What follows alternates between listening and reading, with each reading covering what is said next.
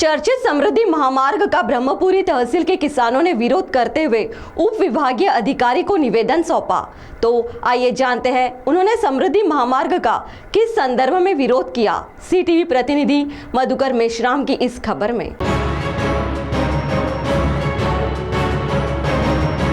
भंडारा चंद्रपुर गढ़चिरौली प्रवेश नियंत्रित सिंघर संचार दुर्गति महामार्ग के निर्माण कार्य के लिए संपादन के नीचे जमीन का भू संपादन करते समय अधिसूचना प्रसारित न करते या भू संपादित किसानों को कोई भी जानकारी न देते जबरन जमीन भू संपादित करने पर कई किसानों को भूमिहीन तो कुछ किसानों को जमीन के कुछ टुकड़े बचे रहने से उस बचे जमीन की सिंचाई कर धान का उत्पादन नहीं ले पाएंगे। जमीन के बदले में पैसे नहीं तो हमें सिर्फ हमारी जमीन चाहिए। ऐसी भूमिका लेते हुए अविनाश राउत, सुनील धांडे, सुधीर दोनाडकर और समस्त ब्रह्मपुरी तहसील के समृद्धि मार्ग में गए तमाम किसानों की उपस्थिति में शासन के विरोध में घोषणाबाजी करते हुए तीव्र निषेध करते हुए उपविभागीय अधिकारी परवनी पाटील को निवेदन दिया गया।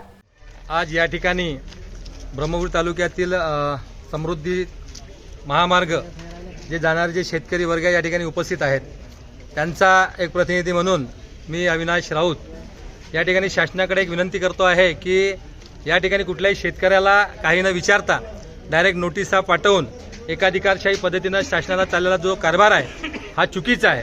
कुठेतरी शेतकऱ्यांना विचारात घेऊन या ठिकाणी त्या शेतकऱ्यांची अटीशर्ती मान्य करून किंवा त्यांचा जो काही विरोध असेल त्या विरोधाला न डावलता शेतकऱ्यांना शासनाने त्या ठिकाणी कुठल्याही शेतकरी जमीन हस्तगत करू नये असं जर शासनाने जर केलं तर आम्ही शासनाचा वापर करून या ठिकाणी शेतकऱ्यांना न्याय देण्यासाठी प्रेरित राहू अशी या ठिकाणी मी शासनास ग्वाही देत आहे।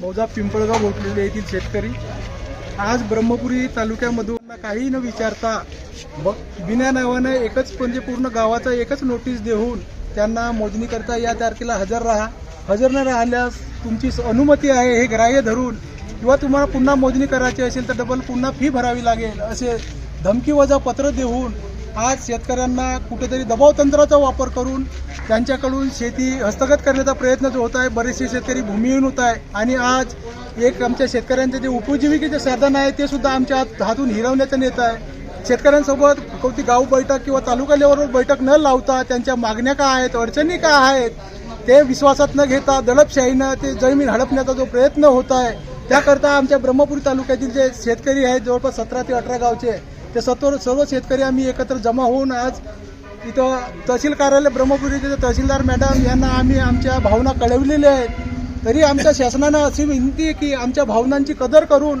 आमच्या ज्या अडचणी आहेत त्या अडचणी ऐकून घ्याव्यात व त्याच्यानंतर त्या कामाला सुरुवात करावी।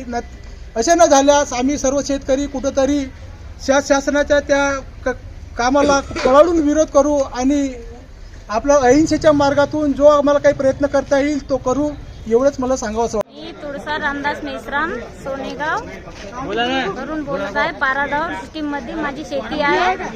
मी दिवापूर वरून शेती करायसाठी इथं आलेली आहे आणि माझी शेती जात आहे। मला काही खायला घ्यायला मिळत नाही समोर। नमस्कार, मी लिगोरीतील शेतकरी प्रभाकर विठोबा शेंडे तसा हा सर्व माझ्या गावच्या व तालुक्याच्या वतीनं जे शेतकरी पूर्ण लोक आहे जे समृद्धी महामार्गामध्ये जात असलेली शेती आहे ब्रह्मपुरी तालुक्यातली सर्व शेतकऱ्यांनी आज तहसील कार्यालय ब्रह्मपुरी येथे एक तो समृद्धी महामार्गाला विरोध म्हणून आम्ही ह्या ठिकाणी सर्व शेतकरी एसडीओ साहेब आणि तहसीलदार साहेब यांना निवेदन दिले आहे। तेव्हा आम्हा सर्व शेतकऱ्यांचा हा समृद्धी महामार्गाला कडक विरोध आहे असं सर्व शेतकऱ्याच्या वतीनं मी इथं सांगू इच्छितो। सीटीवी के लिए प्रतिनिधि मधुकर मेश्राम की रिपोर्ट।